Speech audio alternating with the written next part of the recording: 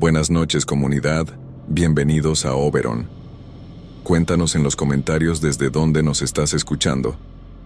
Prepárate para descubrir por qué, cuando cae la noche en Zacatecas, incluso los más escépticos tiemblan de miedo.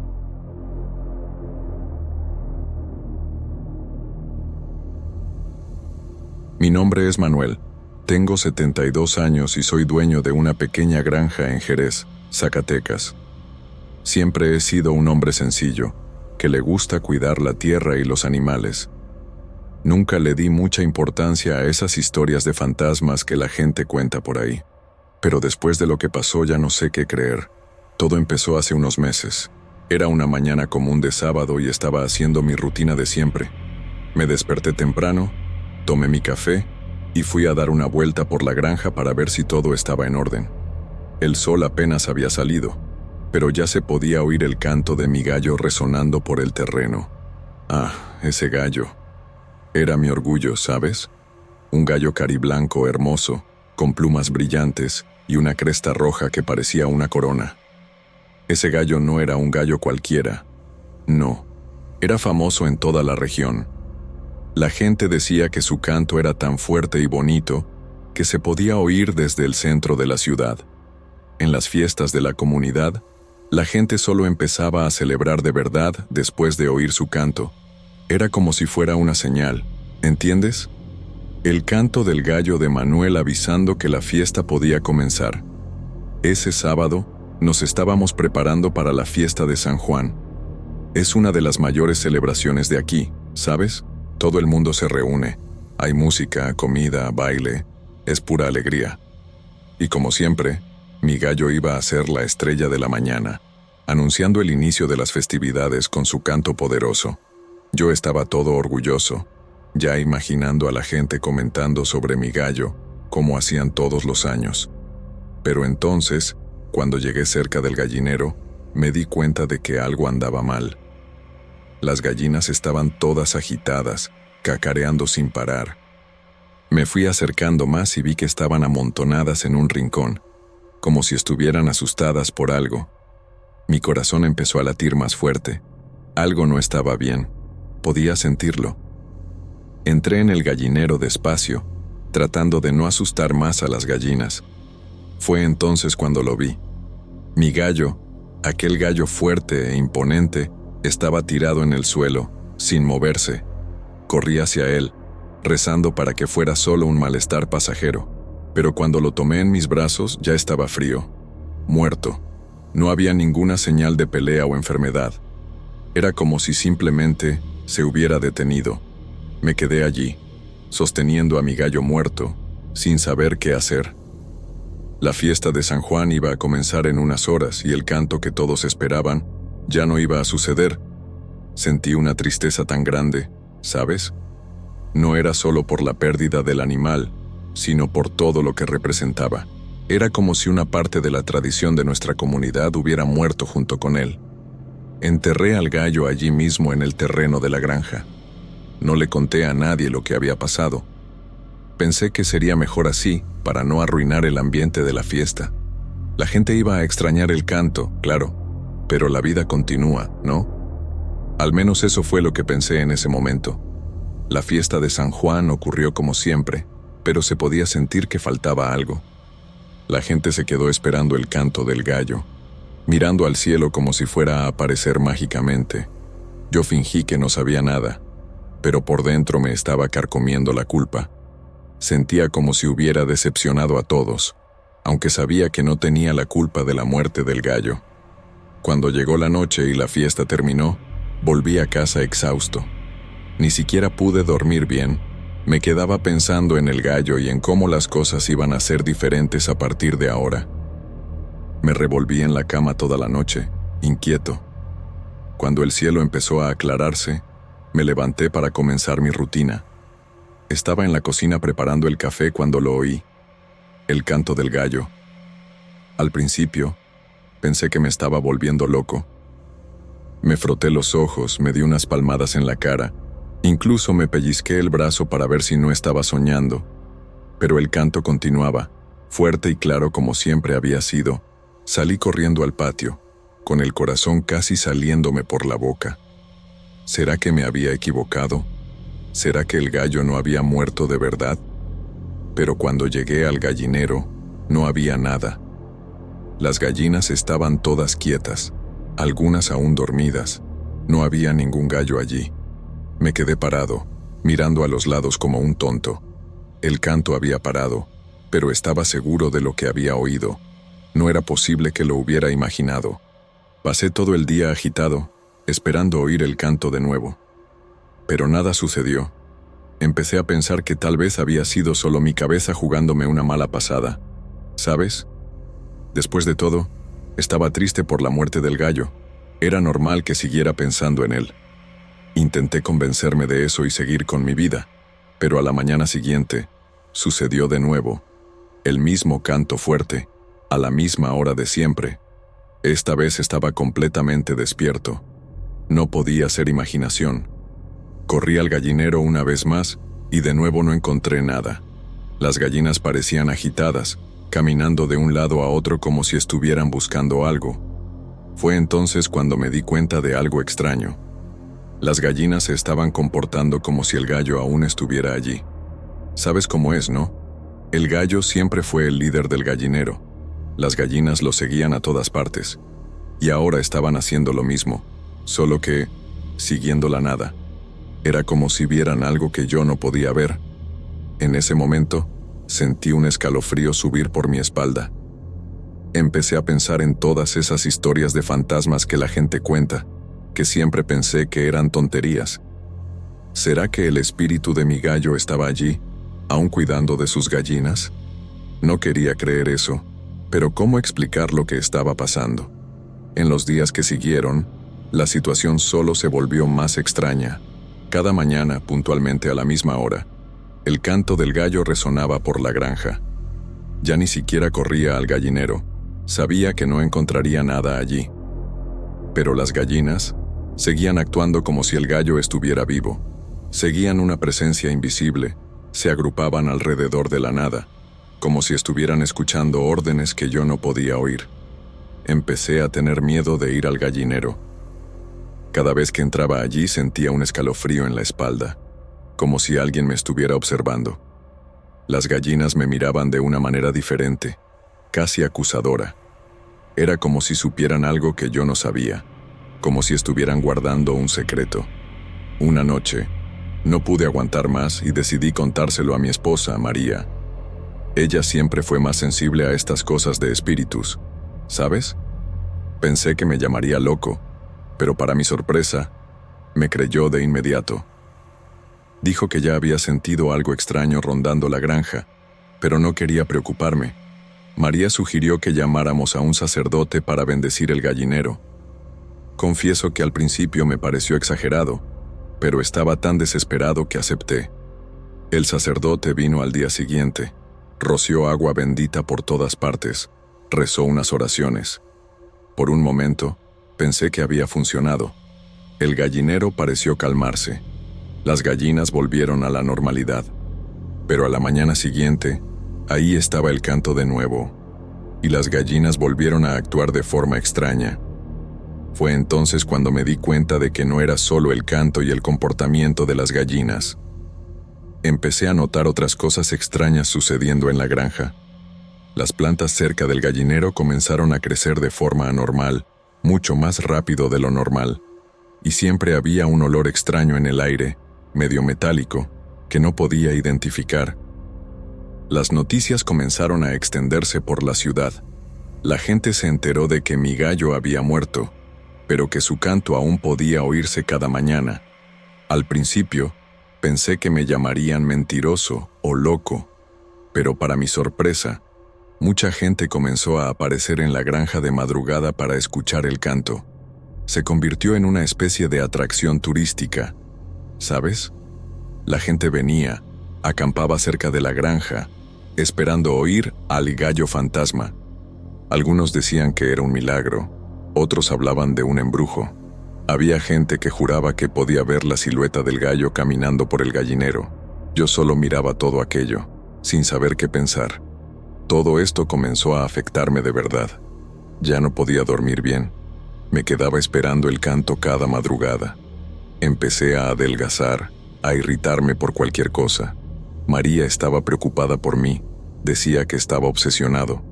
Pero ¿cómo no estarlo? Todo eso estaba sucediendo en mi granja, con mi gallo. Necesitaba entender qué estaba pasando. Fue en una de esas noches sin dormir que tuve una idea. Decidí que iba a pasar la noche entera en el gallinero, escondido. Quería ver con mis propios ojos lo que sucedía de madrugada. María intentó convencerme de que no lo hiciera. Dijo que podía ser peligroso, pero yo estaba determinado. Necesitaba descubrir la verdad, aunque fuera lo último que hiciera. Esa noche, después de que María se fue a dormir, tomé una linterna y fui al gallinero. Me escondí en un rincón, detrás de unos sacos de alimento. El olor era fuerte y las gallinas se agitaron con mi presencia, pero poco a poco se calmaron. Me quedé allí, inmóvil, esperando. Las horas pasaban lentamente y yo luchaba contra el sueño. Cuando el cielo comenzó a aclararse, sentí que todo mi cuerpo se erizaba. El aire se volvió pesado, como si hubiera electricidad. Las gallinas comenzaron a moverse, todas juntas, como si se estuvieran preparando para algo. Y entonces, justo cuando el sol iba a salir, sucedió. El canto del gallo resonó por el gallinero, tan fuerte y claro que casi me hizo saltar de mi escondite. Pero no fue solo eso. Vi una luz, una especie de niebla brillante, formarse en el centro del gallinero. La luz fue tomando forma, volviéndose cada vez más nítida, hasta que no podía creer lo que estaba viendo. Era mi gallo, o mejor dicho, era como si fuera una versión fantasma de él. Transparente, brillante, pero con todos los detalles que yo conocía tan bien. Estaba allí, de pie, mirando alrededor como si estuviera inspeccionando su territorio. Las gallinas se acercaron a él como lo hacían cuando estaba vivo. Era una escena tan surrealista que pensé que estaba soñando. Me quedé paralizado, sin saber qué hacer. Parte de mí quería salir corriendo de allí, gritar pidiendo ayuda. Pero otra parte estaba fascinada. No podía apartar los ojos de aquella escena. El gallo fantasma comenzó a caminar por el gallinero. Las gallinas lo seguían como siempre lo habían hecho. Era como si nada hubiera cambiado, excepto que ahora podía ver a través de él. De repente, el gallo se detuvo. Giró la cabeza lentamente en mi dirección. Juro que sentí que mi corazón se detuvo por un segundo. Aquellos ojos, aunque solo fueran un brillo fantasmagórico, parecían mirar directamente a mi alma. Fue cuando me di cuenta de que él sabía que yo estaba allí todo el tiempo. No sé cómo explicarlo, pero sentí que estaba tratando de decirme algo. En ese momento, oí a María llamándome desde la casa. Debe haberse despertado y no me encontró en la cama. El sonido de su voz rompió el encanto. Parpadeé por un segundo, y cuando miré de nuevo, el gallo había desaparecido. Las gallinas volvieron a la normalidad, como si nada hubiera sucedido. Me quedé allí, temblando, tratando de entender lo que acababa de presenciar. Después de aquella noche en el gallinero, pasé días sin poder dormir bien. No le conté a María lo que había visto, ni a nadie. Tenía miedo de que me creyeran loco, pero no podía dejar de pensar en ello. El canto continuaba todas las mañanas, y yo me obsesionaba cada vez más.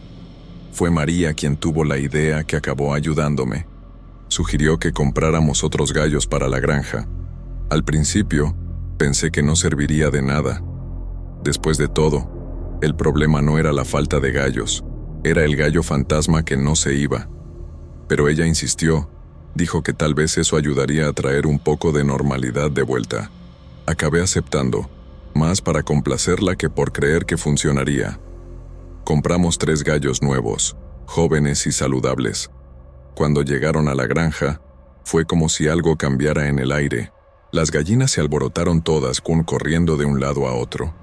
Y a la mañana siguiente, sucedió algo que no esperaba. El canto fantasma no vino solo. Fue acompañado por el coro de los 3 gallos nuevos. Era una mezcla extraña. pero de alguna manera reconfortante. En los días que siguieron, empecé a notar que el canto de mi viejo gallo se iba haciendo más débil, mientras que el de los nuevos se hacía más fuerte. Poco a poco, me fui acostumbrando a los nuevos sonidos, a la nueva rutina. No sé explicarlo, pero era como si el espíritu de mi viejo gallo finalmente hubiera encontrado paz. Todavía aparece de vez en cuando, ¿sabes? En un canto distante por la mañana, o en una sombra en el rincón del gallinero. Pero ahora ya no me asusta.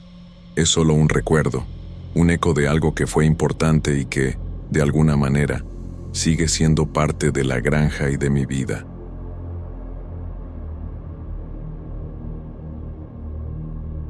Jamás imaginé que mi vida pudiera dar un vuelco tan rápido. Yo, Carlos, un joven ingeniero de 28 años, recién me había casado con Lucía, mi novia de toda la vida. Éramos la típica pareja feliz y llena de sueños. Yo trabajaba en una empresa constructora en Zacatecas, y Lucía era maestra de español en una escuela local. Vivíamos en un pequeño departamento en el centro de la ciudad, pero siempre soñamos con tener un lugar más grande y tranquilo. Cuando surgió la oportunidad de mudarnos a un fraccionamiento cerrado en las afueras de la ciudad, no lo pensamos dos veces. Era todo lo que queríamos: espacio, seguridad y la promesa de una vida mejor. El día de la mudanza llegó en un abrir y cerrar de ojos. Recuerdo haberme despertado temprano, ansioso como un niño en Navidad. Apenas había salido el sol cuando empezamos a cargar las cajas en el camión de mudanzas. Lucía estaba radiante, sus ojos brillaban de emoción mientras organizaba nuestras cosas. El trayecto hasta nuestro nuevo hogar estuvo lleno de risas y planes para el futuro. Al llegar, quedamos maravillados con la vista. El fraccionamiento era hermoso, con casas modernas y bien cuidadas, calles arboladas y una sensación de paz que parecía abrazar todo el lugar. Nuestro departamento estaba en el tercer piso de un edificio de 5 niveles. Era espacioso, con ventanas grandes que dejaban entrar mucha luz. Pasamos todo el día desempacando, acomodando muebles y decorando. Por la noche, agotados pero felices, nos sentamos en el balcón con una copa de vino, admirando las luces de la ciudad a lo lejos. Lucía suspiró contenta y dijo: «Aquí es perfecto, ¿no verdad, amor?». Yo asentí, sintiendo que por fin habíamos encontrado nuestro rinconcito en el mundo. Al día siguiente, empezamos a conocer a los vecinos. Todos parecían amables y acogedores, menos uno. Era un hombre de mediana edad que vivía en el departamento frente al nuestro. Estaba parado en la puerta cuando salimos a hacer las compras. Sus ojos nos siguieron de una manera extraña, sin parpadear. Intenté saludarlo con una sonrisa, pero él solo entró rápidamente a su casa, azotando la puerta. Me encogí de hombros, pensando que tal vez solo era un tipo tímido o antisocial. Las primeras semanas fueron un sueño. Adorábamos cada detalle de nuestra nueva vida. Yo iba a trabajar por la mañana y regresaba al atardecer, siempre ansioso por llegar a casa y ver a Lucía. A veces salíamos a explorar el barrio, descubriendo nuevos restaurantes y parques. Pero poco a poco comencé a notar algo raro. Siempre que salíamos o llegábamos, ahí estaba él, el vecino de enfrente, parado en la ventana o en la puerta, observándonos. Al principio, traté de ignorarlo, pero la sensación de ser vigilado empezó a molestarme. Una noche, mientras cenábamos, le comenté a Lucía sobre mis observaciones. Ella frunció el ceño, preocupada. Ahora que lo mencionas, yo también lo he notado. Ayer, cuando regresé de la escuela, estaba parado en el pasillo. Cuando me vio, fingió que estaba buscando sus llaves. Fue extraño. Tratamos de ser racionales, diciéndonos que tal vez estábamos exagerando. Al fin y al cabo, vivir en un fraccionamiento significa estar más cerca de los vecinos, ¿no? Pero en el fondo, algo no parecía estar bien. Las cosas empezaron a ponerse más raras la semana siguiente. Un día, regresé del trabajo y encontré a Lucía alterada. Me contó que, mientras estaba sola en casa, escuchó ruidos que venían del pasillo. como si alguien estuviera tratando de abrir nuestra puerta. Cuando fue a revisar por la mirilla, vio al vecino parado ahí, mirando fijamente la puerta. Se quedó así por varios minutos antes de volver a su departamento. Lucía estaba visiblemente asustada, y confieso que me preocupé bastante. Decidimos estar más atentos. Instalé una cámara discreta en la puerta, esperando captar alguna evidencia del comportamiento extraño del vecino. Pero nada nos preparó para lo que sucedería en los días siguientes. Empezamos a notar pequeños cambios en el departamento cuando volvíamos a casa. Un cuadro ligeramente torcido, un libro fuera de lugar en el librero, la sensación de que alguien había tocado nuestras cosas. Era sutil, casi imperceptible, pero ambos lo sentíamos. La pregunta que no queríamos hacernos resonaba en nuestras mentes. ¿Será que alguien estaba entrando a nuestra casa cuando no estábamos? La sensación de que algo andaba mal solo aumentaba cada día. Una mañana de sábado, me levanté temprano para hacer café y noté que la puerta del balcón estaba sin seguro. Estoy completamente seguro de que la cerré la noche anterior. Me quedé paralizado, mirando la puerta, mientras un escalofrío me recorría la espalda. No pude contárselo a Lucía. No quería asustarla aún más, pero a partir de ese momento, comencé a dormir con un desarmador bajo la almohada. Nunca pensé que llegaría a este punto, pero el miedo se estaba apoderando de mí. Las noches se volvieron una tortura. Me quedaba despierto, atento a cualquier ruido sospechoso. El menor crujido me hacía sentarme en la cama, con el corazón acelerado. Lucía tampoco estaba durmiendo bien. Decía que sentía como si alguien la observara por la ventana, a pesar de estar en el tercer piso. Traté de convencerla de que era imposible, pero ni yo mismo creía ya en lo que decía. Una noche, juré haber escuchado pasos en el pasillo, justo frente a nuestra puerta. Me quedé inmóvil, apenas respirando, esperando escuchar el sonido de una llave en la cerradura. No pasó nada, pero el miedo se quedó. En el trabajo, apenas podía concentrarme. Mi jefe hasta me llamó para platicar, preocupado por mi desempeño. ¿Cómo explicar que estaba aterrado con la idea de volver a casa? Que temía por lo que podría encontrar, o peor, por lo que podría haberle pasado a Lucía. Empecé a llamarla varias veces al día, solo para asegurarme de que todo estuviera bien. Ella trataba de calmarme, diciendo que estaba exagerando, pero yo podía sentir el miedo en su voz también. Estábamos atrapados en una espiral de paranoia y no sabíamos cómo salir. Una tarde, llegué a casa más temprano. Al salir del elevador, me topé con el vecino saliendo de nuestro departamento. Pareció sorprendido al verme, pero rápidamente se recompuso. «Ah, hola. Tu esposa me pidió que le echara un vistazo a la tubería de la cocina. Estaba goteando», dijo, con una sonrisa que no llegaba a sus ojos. Entré a la casa como un huracán, llamando a Lucía. Ella apareció del cuarto, confundida por mi agitación. Cuando le pregunté sobre el vecino y la supuesta gotera, se puso pálida. «Carlos, yo no pedí nada de eso. Estuve en el cuarto todo el tiempo. Esa noche, no pudimos pegar el ojo». Nos quedamos sentados en la sala, con las luces encendidas, discutiendo qué hacer. Lucía quería llamar a la policía, pero yo dudaba. ¿Qué pruebas teníamos más allá de nuestras sospechas? ¿Y si estábamos equivocados? Podríamos tener serios problemas.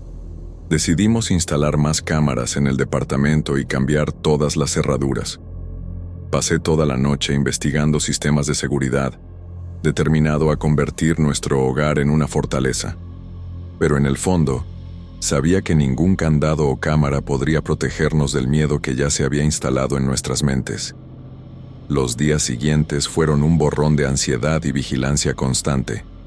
Instalamos las cámaras, cambiamos las cerraduras, hasta pusimos un sistema de alarma. Pero la paz no volvió. Cada ruido, cada sombra nos hacía brincar. El vecino parecía haber desaparecido. Ya no lo veíamos en los pasillos o por la ventana. Pero de alguna manera, Su ausencia era aún más perturbadora. Era como si supiera que estábamos atentos y se hubiera retirado, esperando el momento adecuado para actuar de nuevo. Lucía empezó a tener pesadillas, despertándose gritando en medio de la noche. En una de esas noches, después de calmar a Lucía, fui a la cocina a tomar agua. Fue cuando lo noté. La puerta del refrigerador estaba entreabierta. Estoy seguro de que la cerré antes de ir a dormir. Con el corazón en la boca, abrí la puerta. Lo que vi me heló la sangre. Había una marca de mano en el estante de vidrio, una mano demasiado grande para ser mía o de Lucía. Me quedé paralizado, mirando esa evidencia innegable de que alguien había estado en nuestra cocina. No pude moverme por varios minutos.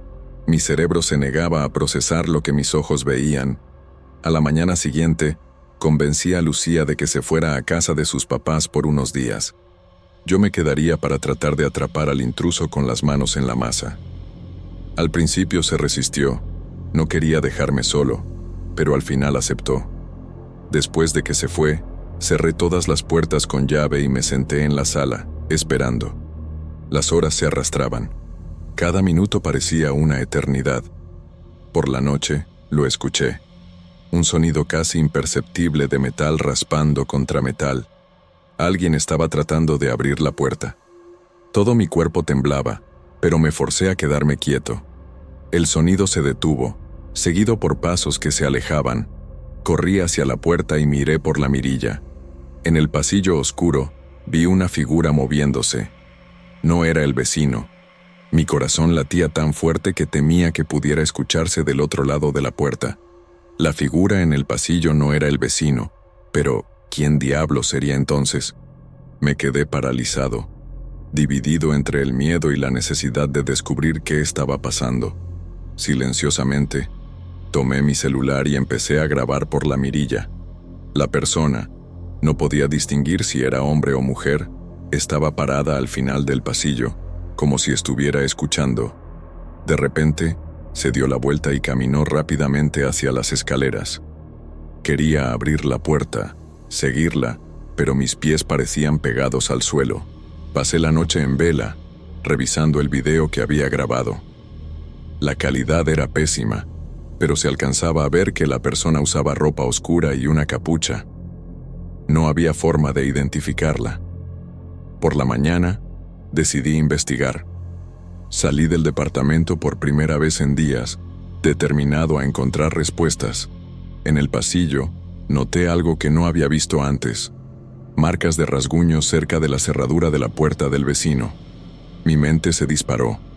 ¿Será que él también era una víctima? ¿O era todo un truco elaborado para desviar las sospechas? Toqué a la puerta del vecino, pero nadie contestó. Decidí preguntarle al portero si había visto algo raro. El hombre me miró con una expresión curiosa y dijo: «Señor Carlos, el departamento frente al suyo ha estado vacío por meses. El último inquilino se mudó antes de que ustedes llegaran». Sentí como si el piso hubiera desaparecido bajo mis pies. ¿Cómo así? ¿Y el hombre que vimos? ¿Las observaciones, los ruidos? El portero continuó: «Pero hubo un día, la semana pasada, que vi a alguien saliendo de ahí. Pensé que sería algún interesado en rentarlo, ¿sabe? Pero ahora que usted lo menciona». Volví al departamento con la cabeza dando vueltas. Nada tenía sentido. Si el vecino no existía, ¿quién era el hombre que vimos? ¿Quién estaba entrando a nuestro departamento? ¿Y por qué? Llamé a Lucía, contándole todo. Se quedó en silencio por un largo rato antes de decir: «Carlos, creo que necesitamos salir de este lugar. Algo muy raro está pasando». Yo estuve de acuerdo, pero una parte de mí se negaba a rendirse sin entender qué estaba pasando. Decidimos que me quedaría una noche más, esta vez con cámaras instaladas en el pasillo también. La noche llegó, trayendo consigo una tensión casi palpable. Estaba sentado en la sala, con los ojos fijos en los monitores que mostraban las imágenes de las cámaras. Alrededor de las 11 de la noche, vi movimiento en el pasillo. Se me heló la sangre. Era la misma figura encapuchada de la noche anterior. Se acercó a nuestra puerta, pero esta vez no intentó abrirla. En lugar de eso, fue directo al departamento, vacío de enfrente. Para mi asombro, sacó una llave del bolsillo y entró como si fuera su propia casa. No sé de dónde saqué el valor, pero me vi saliendo del departamento, decidido a enfrentar a quien fuera. Me detuve frente a la puerta del vecino, con el corazón latiendo a 1000 por hora. Respiré profundo y toqué. Los segundos que siguieron parecieron una eternidad. Entonces, la puerta se abrió, la capucha cayó, revelando un rostro que conocía bien. Era Juan, un compañero de trabajo. Me quedé boquiabierto, incapaz de formular cualquier pregunta. Él parecía tan sorprendido como yo, pero luego una sonrisa extraña se formó en sus labios. «Ah, Carlos», dijo, con una voz que no combinaba con el Juan que yo conocía del trabajo. «Creo que finalmente descubriste nuestro secretito, ¿no?» Entré al departamento. Mi mente era un revoltijo de preguntas. El lugar estaba prácticamente vacío, excepto por algunos monitores en una mesa. En las pantallas, reconocí imágenes del interior de mi propio departamento. Pero no era solo eso. Había imágenes de otros departamentos también, de otros inquilinos del condominio. Juan notó mi mirada de asombro y soltó una risa fría. «No es nada personal, ¿sabes? Es solo negocios». Hizo un gesto amplio con la mano, como si presentara algo grandioso. «No tienes idea de cuánto paga la gente por información íntima». Sentí que se me revolvía el estómago. No era solo invasión de privacidad, era algo mucho más grande y siniestro. Juan se acercó, sus ojos brillando con una mezcla de triunfo y amenaza. «Ahora, Carlos, tenemos dos opciones. Puedes unirte a nosotros, ganar una fortuna y olvidarte de esa vida mediocre. O…» Dejó la frase en el aire, pero el tono de su voz dejaba claro que la segunda opción no era nada agradable. Me quedé paralizado, mi cerebro luchando por procesar todo. Mi mente daba vueltas, tratando de entender la situación. Juan me miraba fijamente, esperando una respuesta, pero yo necesitaba entender más. «Espera un momento, Juan. ¿Qué negocio es este? ¿De qué estás hablando?» Él sonrió, como si estuviera a punto de revelar un gran secreto. «Ah, Carlos, no tienes idea de lo lucrativo que puede ser conocer los secretos de los demás». Hizo un gesto amplio hacia los monitores. «¿Ves esto? Es una mina de oro de información». Juan se acercó a los monitores, sus ojos brillando con un entusiasmo perturbador. «Piénsalo bien. ¿Quién no pagaría una fortuna por saber lo que hace el vecino a puerta cerrada? O mejor aún, ¿quién no pagaría para asegurarse de que sus propios secretos sigan siendo secretos?» Se rió, un sonido frío que me hizo estremecer. «Nosotros ofrecemos servicios de información. Algunos clientes quieren saber sobre casos de infidelidad, otros sobre negocios sospechosos, y hay quienes solo quieren asegurarse de que nadie esté husmeando en sus vidas». Sentí que se me revolvía el estómago. «¿Ustedes chantajean a la gente?», pregunté, apenas pudiendo creer lo que estaba escuchando. Juan hizo una mueca, como si hubiera dicho algo ofensivo. «Chantaje es una palabra tan fea, Carlos. Preferimos pensar en esto como negociación mutua. Ofrecemos discreción a cambio de una cuota. Así de simple». Se volvió hacia los monitores de nuevo. «Y créeme, la gente paga muy bien. Pero ¿cómo consiguen toda esta información?», pregunté, una parte de mí no queriendo realmente saber la respuesta. Juan sonrió, orgulloso. «Tecnología, mi amigo. Cámaras minúsculas, micrófonos ultrasensibles, software de punta, todo instalado durante los mantenimientos de rutina del condominio. Nadie sospecha de un técnico haciendo su trabajo, ¿verdad?». Guiñó un ojo, como si estuviéramos compartiendo una broma interna. La realidad de lo que Juan estaba diciendo comenzó a hundirse.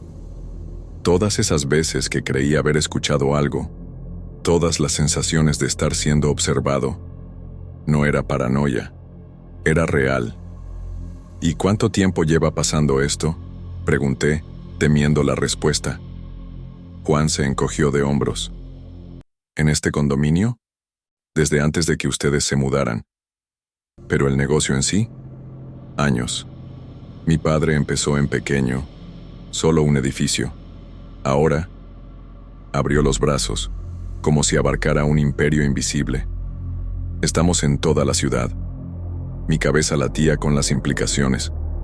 ¿Cuántas vidas habían sido afectadas por este esquema? ¿Cuántas personas estaban siendo chantajeadas en este mismo momento? ¿Y la policía? Pregunté, una última esperanza de que hubiera algún límite para esta locura. Juan se rió. Ah, Carlos, ¿crees que llegamos tan lejos sin tener a las personas correctas en nuestro bolsillo? Algunos de nuestros mejores clientes usan placa, ¿sabes? Juan se acercó a mí, su rostro una máscara de falsa simpatía. Mira, sé que es mucha información de golpe, pero piensa en las posibilidades. Podrías ser parte de esto, ganar más dinero del que jamás soñaste. Todo lo que necesitas hacer es mantener los ojos abiertos y la boca cerrada. Extendió la mano, como si me estuviera ofreciendo una sociedad. Entonces, Carlos, ¿qué me dices? ¿Estás dentro o...? Bueno, ¿no quieres saber cuál es la otra opción? Miré fijamente la mano extendida de Juan, mi estómago revuelto de asco y miedo. Cada fibra de mi ser gritaba que huyera de ahí, pero sabía que necesitaba ser inteligente. Juan, esto es demasiado para procesar. Logré decir, mi voz temblando ligeramente. ¿Puedes darme tiempo para pensarlo? Juan frunció el ceño, claramente no esperando esa respuesta. Retiró la mano lentamente, sus ojos nunca dejando los míos. ¿Tiempo? Bueno, esto no es exactamente cómo funciona, Carlos, pero hizo una pausa, pareciendo considerar algo. Tal vez pueda darte hasta mañana, solo porque somos compañeros. Asentí rápidamente, tratando de no parecer demasiado aliviado. Gracias, Juan, realmente necesito pensar en todo esto. Él sonrió, pero la sonrisa no llegó a sus ojos. Claro, pero recuerda, Carlos, esto queda entre nosotros. Si abres la boca... Dejó la amenaza flotando en el aire. Tragué saliva y asentí de nuevo. Entendido. Ni una palabra. Juan me acompañó hasta la puerta, su mano pesada en mi hombro como un recordatorio silencioso del peligro que corría. Salí del departamento sintiendo las piernas como gelatina. Cada paso por el pasillo parecía una eternidad. Podía sentir los ojos de Juan en mi espalda hasta que entré a mi propio departamento. Tan pronto como cerré la puerta con llave, me desplomé en el suelo, temblando. Mi mente daba vueltas con todo lo que había descubierto. ¿Qué debía hacer? ¿Contarle a la policía? Pero ¿y si Juan estaba diciendo la verdad sobre tener policías involucrados? ¿Y Lucía? Dios mío, Lucía. Estaba en casa de sus padres. ¿Pero por cuánto tiempo estaría segura? Con manos temblorosas, tomé mi celular. Necesitaba avisarle, pero ¿cómo hacerlo sin alertar a Juan? ¿Y si nuestro teléfono estaba intervenido? Decidí mandar un mensaje simple. Amor, quédate en casa de tus papás unos días más. Te explico después. Te amo. Esperaba que ella entendiera la urgencia sin levantar sospechas. Después, comencé a revisar el departamento frenéticamente, buscando cámaras o micrófonos escondidos. Cada rincón, cada grieta, cada objeto parecía sospechoso ahora. Después de horas de búsqueda, no encontré nada concreto, pero eso no me tranquilizó. Los dispositivos podrían ser minúsculos, invisibles a simple vista. Me sentía violado, expuesto. Cada momento de intimidad que Lucía y yo habíamos compartido en este departamento, ¿habría sido todo observado? La idea me hizo correr al baño, con náuseas. Cuando finalmente logré calmarme, me senté en la cama, tratando de pensar racionalmente. Necesitaba un plan. Tomé un pedazo de papel y comencé a escribir, temiendo usar cualquier dispositivo electrónico. Necesitaba documentar todo lo que Juan me había contado, cada detalle que pudiera ser útil como evidencia. Sentado en el piso del baño, el único lugar donde me sentía mínimamente seguro de ojos y oídos invisibles, comencé a planear nuestra huida. Mi mente corría a 1000 por hora, pensando en cada detalle. Primero, Lucía. Ya estaba en casa de sus padres, lo cual era un alivio. Mandé otro mensaje, tratando de sonar lo más casual posible. Amor, ¿qué tal si prolongamos esa visita? Se me ocurrió una idea para unas vacaciones sorpresa. Crucé los dedos para que ella entendiera la urgencia entre líneas. Luego, pensé en el trabajo. Por suerte, mi empresa tenía una política flexible de home office. Tomé mi laptop y comencé a buscar ciudades pequeñas, lejos de aquí, con buena conexión a internet. Necesitaba un lugar donde pudiéramos escondernos, pero donde aún pudiera trabajar de forma remota. Tal vez una ciudad del interior o incluso otro país. La idea de dejarlo todo atrás era aterradora, pero la alternativa era inimaginable. Hice una lista mental de lo que necesitaríamos llevar. Documentos, claro. Algo de dinero en efectivo que teníamos guardado para emergencias. Ropa básica. Nada que llamara la atención. Todo tendría que caber en pocas maletas, para no levantar sospechas. Pensé en nuestros padres, nuestros amigos. ¿Cómo explicaríamos nuestra desaparición repentina? El dolor de dejarlos atrás, sin poder decirles la verdad, era casi insoportable. El siguiente paso era planear nuestra salida. No podríamos simplemente hacer las maletas y salir por la puerta principal. Juan estaría vigilando. Tal vez podríamos salir por separado, encontrar a Lucía directamente en casa de sus padres y partir de ahí. O quizás yo podría inventar un viaje de trabajo de última hora, algo que justificara llevar más equipaje de lo normal. Cada escenario traía sus propios riesgos y complicaciones. Mientras planeaba, no pude evitar pensar en cómo sería nuestra vida de ahora en adelante. Trabajar de forma remota sería el menor de nuestros problemas.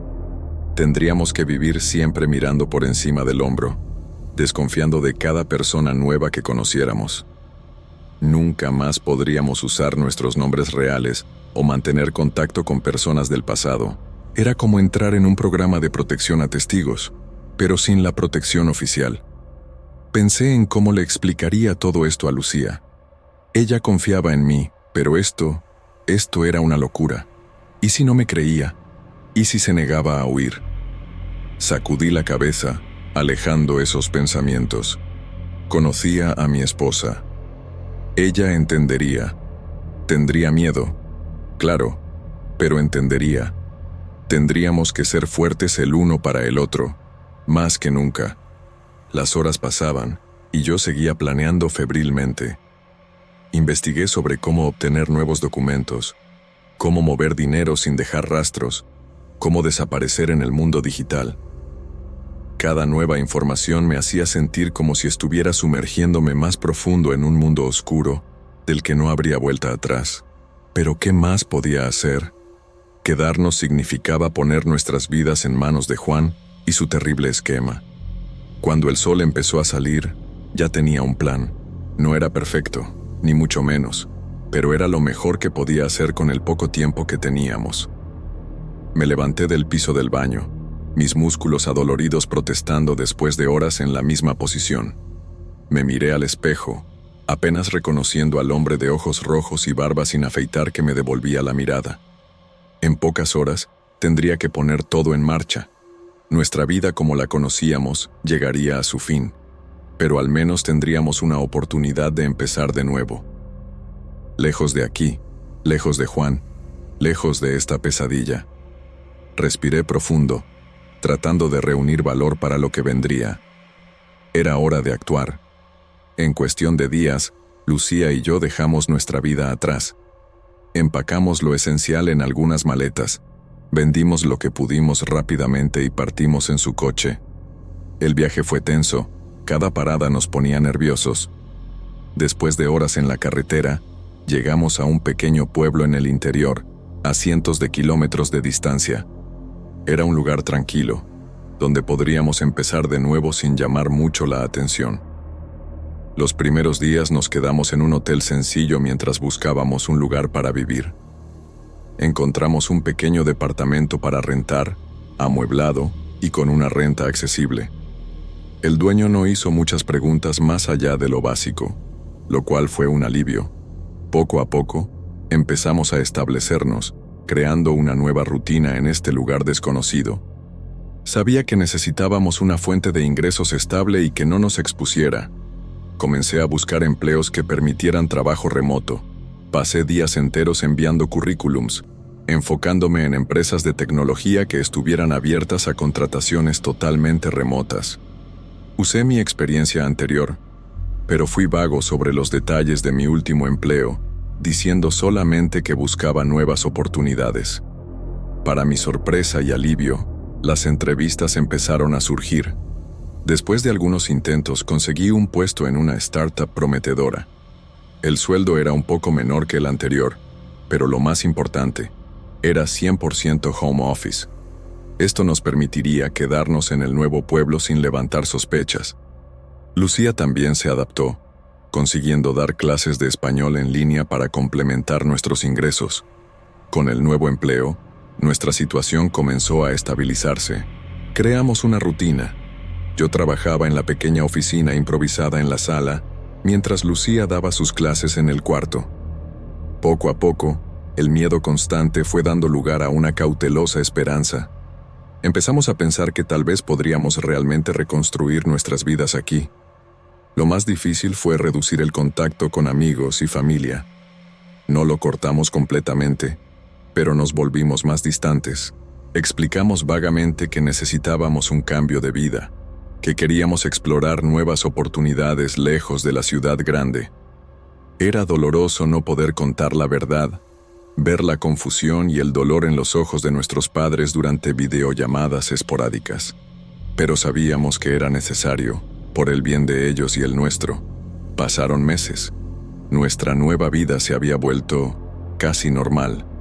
El trabajo remoto funcionaba bien, e incluso hicimos algunos conocidos en el vecindario.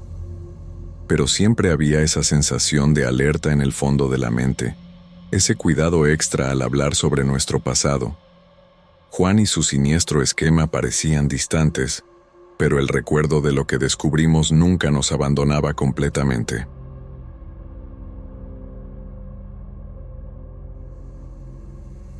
Hola, me llamo Miguel y tengo 17 años. Vivo en Zacatecas, una ciudad histórica en el centro de México, con mis papás y mi hermana menor. Hasta hace poco, era solo un estudiante más de prepa, preocupado por las calificaciones y las chavas. Pero todo cambió después de aquel día fatídico. Yo no era exactamente el chavo más chido de la escuela, ¿sabes? La verdad, era un patán. Junto con mis cuates, nos metíamos con los más débiles, especialmente con Alejandro. Pobre Alejandro, tan calladito y estudioso. Lo molestábamos por cualquier cosa, su ropa, sus lentes, su forma tímida de ser. Era divertido verlo encogerse de miedo cuando nos acercábamos. Hasta que un día, Alejandro no se presentó a clases, ni al día siguiente. A la tercera falta, empezaron los chismes. Al cuarto día, la bomba. Alejandro se había quitado la vida. Se tiró del puente camino a la escuela. Dejó una nota hablando del bullying que sufría. Mi mundo se derrumbó. Me sentí un monstruo. ¿Cómo pude ser tan cruel? En los días siguientes apenas pude dormir. La culpa me carcomía por dentro. Empecé a ver la cara de Alejandro por todos lados, en el espejo del baño, en la ventana del salón, en el reflejo de la tele. Pensé que me estaba volviendo loco. Pero entonces las cosas se pusieron aún más raras. Una noche, me desperté de repente por un ruido. Abrí los ojos y me quedé helado. Ahí estaba Alejandro, parado a los pies de mi cama. Pero no era el Alejandro vivo. Era una figura pálida y distorsionada, con ojos vacíos mirándome fijamente. Grité de terror y desapareció en un abrir y cerrar de ojos. Mis papás vinieron corriendo, pero no había nadie en el cuarto. Pensé que solo había sido una pesadilla, pero las apariciones continuaron. En la escuela, veía a Alejandro en los pasillos, siempre de reojo. Cuando volteaba a ver bien, desaparecía. En la cafetería sentía que alguien me observaba. En la clase de educación física, escuché su voz susurrando mi nombre. Me estaba volviendo paranoico. Lo peor fue cuando empezaron las bromas. Mis libros desaparecían y reaparecían en lugares improbables. Mi lonche se pudría de repente. Me tropezaba con la nada y me caía. Una vez, mi casillero se abrió solo y se derramó una avalancha de papelitos con la palabra bullying, escrita miles de veces. Yo sabía que era el espíritu de Alejandro atormentándome. Quería hacerme sentir el mismo miedo y humillación que él sintió en vida. Y estaba funcionando. Apenas comía, no dormía. Mis calificaciones se fueron al caño. Estaba al borde de un colapso. ¿Cómo podría librarme de este fantasma vengativo? La situación se estaba volviendo insostenible. Ya no aguantaba más vivir con miedo, esperando la siguiente aparición de Alejandro o la siguiente broma aterradora. Decidí que tenía que hacer algo al respecto. ¿Pero qué? ¿Cómo le pides perdón a alguien que ya no está entre nosotros? Desesperado, empecé a investigar sobre fantasmas y espíritus vengativos en Internet. Leí sobre rituales de perdón, ofrendas para calmar almas inquietas, hasta exorcismos. Nada parecía adecuado o confiable. Además, tenía la sensación de que Alejandro no quería nada de eso. Él quería justicia, quería que yo entendiera lo que él pasó. Fue entonces cuando se me ocurrió una idea. Si Alejandro quería que yo sintiera en carne propia lo que él sintió, tal vez eso era lo que necesitaba hacer. Al día siguiente, fui a la escuela decidido. A la hora del receso, subí al escenario del auditorio y agarré el micrófono. Con las manos temblando y la voz entrecortada, conté todo. Hablé sobre el bullying que le hicimos a Alejandro, sobre cómo me arrepentía profundamente y sobre cómo estaba siendo atormentado por la culpa. Y tal vez por el mismo Alejandro. La reacción fue inmediata. Algunos se rieron, pensando que era una broma. Otros se quedaron en shock. Muchos empezaron a insultarme, a llamarme monstruo. Los profes intentaron bajarme del escenario. Yo aguanté firme, dejé que gritaran, que me insultaran. Era lo mínimo que me merecía. Cuando salí del auditorio, me sentí expuesto, humillado, pero también aliviado. Esa noche, volví a casa agotado. La escuela había llamado a mis papás, que estaban furiosos y preocupados al mismo tiempo. Me fui directo a mi cuarto, ignorando sus llamados. Cuando entré sentí inmediatamente, algo era diferente. El aire parecía más ligero, la atmósfera menos opresiva. Me senté en la cama y susurré, «Alejandro, ¿estás ahí?» Por un momento, no pasó nada. Luego, sentí una brisa suave pasar por mí, como si alguien hubiera suspirado a mi lado. Miré hacia el espejo del ropero y por un instante vi el reflejo de Alejandro. Pero esta vez no parecía aterrador o vengativo. Sonreía, una sonrisa triste pero serena. Al día siguiente, desperté sintiéndome diferente. Las apariciones de Alejandro habían cesado, pero la experiencia dejó una marca profunda en mí. Decidí que era hora de cambiar de verdad. Empecé una campaña contra el bullying en la escuela, usando mi propia historia como ejemplo. No fue fácil, muchos todavía me veían como el bully arrepentido, pero poco a poco, las cosas empezaron a cambiar. Hoy, casi un año después, nuestra escuela es un lugar diferente. Tenemos grupos de apoyo, pláticas sobre empatía y una política de cero tolerancia al bullying.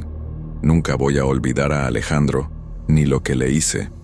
Pero espero que, donde sea que esté ahora, pueda ver que su muerte no fue en vano.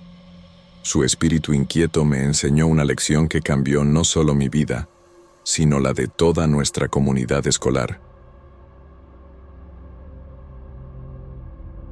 Todavía no puedo creer lo que pasó ese fin de semana. Han pasado meses, pero los recuerdos siguen frescos en mi mente, como si hubiera sido ayer. Mis amigos y yo decidimos alquilar una posada alejada de la ciudad para relajarnos un poco. Necesitábamos un tiempo lejos del ajetreo diario. ¿Sabes? Encontramos un lugar que parecía perfecto. Una posada antigua, en medio de la nada, rodeada de naturaleza. El precio era demasiado bueno para ser verdad, pero no pensamos mucho en eso en ese momento. Ahora entiendo por qué era tan barato. El viaje hasta allí fue tranquilo. Estábamos animados, escuchando música y conversando. Llegamos al final de la tarde del viernes. El sol ya se estaba poniendo cuando vimos la posada. Era una casa grande y antigua, toda de madera, con la pintura un poco descascarada. Tenía un aire algo sombrío, pero pensamos que era solo el efecto de la luz del atardecer.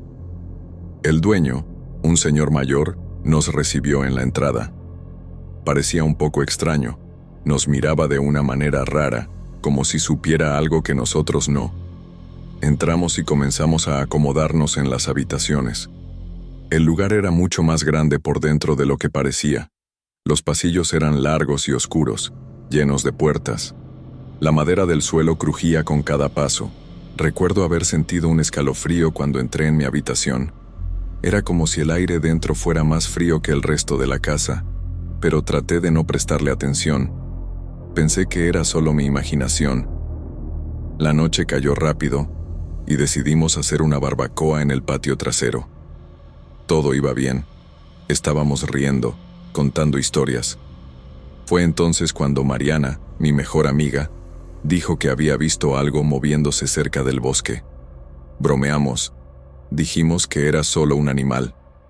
Pero ella insistió en que parecía una persona. Nos pusimos un poco tensos, pero tratamos de no darle mucha importancia. Unas horas después, volvimos dentro de la casa. Fue entonces cuando las cosas empezaron a ponerse realmente extrañas. Iba hacia mi habitación cuando escuché un ruido proveniente de una de las habitaciones vacías. Parecían pasos.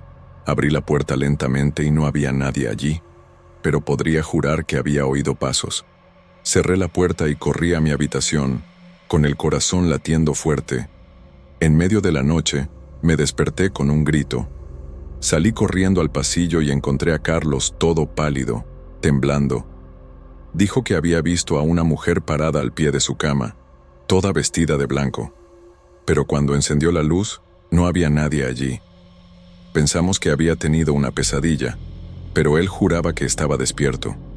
Por la mañana, estábamos tomando café y comentando lo que había sucedido. Fue entonces cuando Ana notó que su collar había desaparecido. Estaba segura de que lo había dejado sobre la mesita de noche. Revolvimos toda la habitación y nada. Decidimos buscar por toda la casa. Mientras buscábamos, entré en una sala que parecía un estudio antiguo. Había unos papeles viejos esparcidos por la mesa. Fue entonces cuando vi algo que me dejó helado. Era una foto antigua, en blanco y negro. Mostraba a un grupo de personas frente a un edificio grande. Debajo de la foto estaba escrito Sanatorio Santa Clara, 1920. El edificio de la foto era idéntico a la posada donde estábamos. Me quedé paralizado, mirando esa foto. Fue cuando escuché un ruido detrás de mí. Me giré rápidamente y vi una sombra pasando por la puerta. Corrí tras ella, pero cuando llegué al pasillo, no había nadie allí. Me quedé allí parado en el pasillo, sintiendo mi corazón latir con fuerza. No sabía si contarles a los demás lo que acababa de ver. Al final, decidí volver al grupo y hablar sobre la foto, pero no mencioné la sombra. Cuando les conté sobre el sanatorio, todos se quedaron en silencio. Nos miramos, sin saber qué decir. Fue Pedro quien rompió el silencio. Tío, esto explica muchas cosas. Empezamos a unir las piezas, los ruidos extraños, la mujer de blanco que Carlos vio, las cosas desapareciendo. Mariana sugirió que nos fuéramos.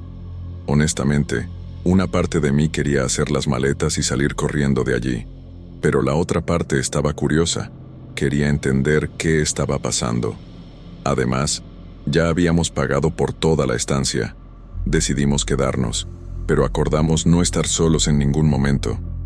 Pasamos el resto de la mañana juntos, intentando actuar con normalidad, pero se podía sentir la tensión en el aire. Después del almuerzo, decidimos dar un paseo por los alrededores de la posada, pensando que el aire fresco nos ayudaría a aclarar las ideas. Fue entonces cuando encontramos un cementerio antiguo escondido detrás de unos árboles. Las lápidas estaban todas cubiertas de musgo, algunas caídas. Se podía ver que nadie visitaba ese lugar desde hacía mucho tiempo. Mientras caminábamos entre las tumbas, intentando leer los nombres en las lápidas, sentí como si alguien nos estuviera observando. De repente, Ana gritó. Corrimos hacia ella y vimos lo que la había asustado. En una de las lápidas más nuevas, estaba escrito su nombre, Ana Oliveira, nacida el mismo día que nuestra Ana. Solo la fecha de muerte era diferente, 1978. Ana empezó a llorar, diciendo que quería irse. Intentamos calmarla, diciendo que era solo una coincidencia. Pero ni siquiera nosotros creíamos eso. Volvimos a la posada en silencio. El ambiente estaba tenso. Cuando llegamos, notamos que la puerta principal estaba abierta, aunque estábamos seguros de haberla cerrado antes de salir. Entramos con cuidado, llamando al dueño de la posada. Nadie respondió. La casa parecía diferente, de alguna manera. Las sombras parecían más oscuras, los pasillos más largos. La madera del suelo crujía más fuerte que antes. Fue entonces cuando lo oímos. Era un sonido suave, viniendo de algún lugar de la casa. Parecía... ¿llanto? Nos miramos. Nadie quería ser el primero en ir a investigar. Acabamos yendo todos juntos, siguiendo el sonido. Venía de una de las salas del fondo, una en la que no habíamos entrado antes. La puerta estaba entreabierta. La empujé despacio y... Tío, nunca olvidaré lo que vi en esa sala.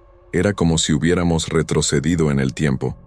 La sala estaba llena de camas de hospital antiguas, de esas de hierro, y en cada cama había una persona, o al menos parecía haberla. Eran como sombras de personas. Se podían ver los contornos, pero era como si realmente no estuvieran allí, y el llanto venía de todos ellos al mismo tiempo. Era un sonido de pura tristeza y desesperación. Nos quedamos paralizados en la puerta. Nadie podía moverse o hablar. Fue cuando una de las figuras giró la cabeza en nuestra dirección. No se podían ver los ojos, pero sentí la mirada. Fue como si algo helado hubiera atravesado mi cuerpo. Entonces, de repente, todas las figuras empezaron a levantarse de las camas. El llanto se fue haciendo más fuerte, transformándose en un grito. Todo sucedió muy rápido. Salimos corriendo de allí, tropezando unos con otros. Podía sentir el frío de aquellas cosas siguiéndonos por el pasillo. Bajamos las escaleras a trompicones, casi cayéndonos. Llegamos a la sala principal jadeando, temblando. Fue entonces cuando nos dimos cuenta de que Carlos no estaba con nosotros. Se había quedado atrás. Mariana quería volver a buscarlo, pero Pedro y yo la sujetamos. No sabíamos qué hacer. Nos quedamos allí parados, escuchando. El silencio era ensordecedor. De repente, oímos pasos bajando la escalera. Lentos, pesados. No eran los pasos de Carlos. Nos amontonamos en un rincón de la sala, sin tener dónde huir. Fue entonces cuando Carlos apareció en lo alto de la escalera.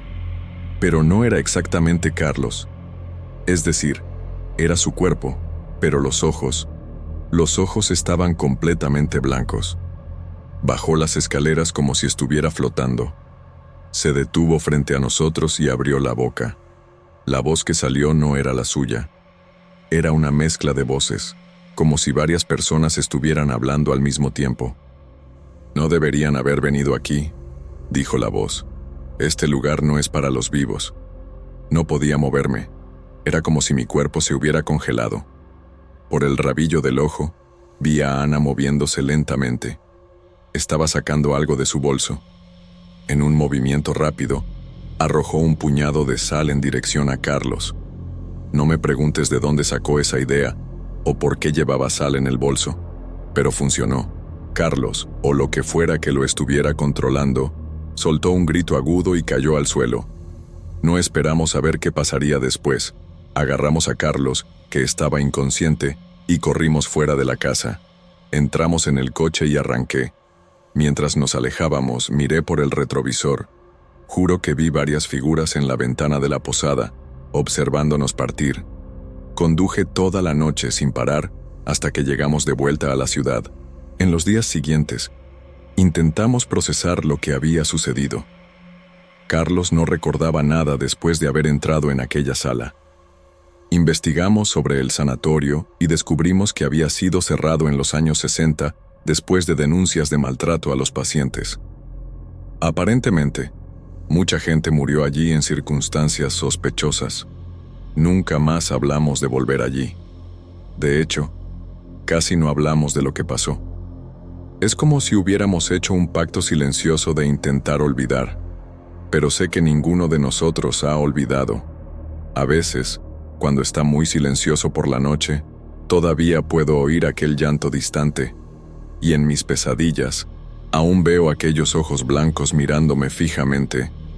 Han pasado meses, y todavía no puedo explicar lo que sucedió en aquella posada. Una parte de mí quiere creer que fue todo una alucinación colectiva, que había algo en el aire o en la comida que nos hizo ver cosas. Pero en el fondo, sé que no es verdad. Lo que sea que haya pasado allí, fue real. Y aunque terminó tan abruptamente como empezó, tengo la sensación de que no ha terminado realmente. Es como si algo de aquel lugar nos hubiera seguido, una sombra que no podemos ver, pero que está siempre ahí, observándonos.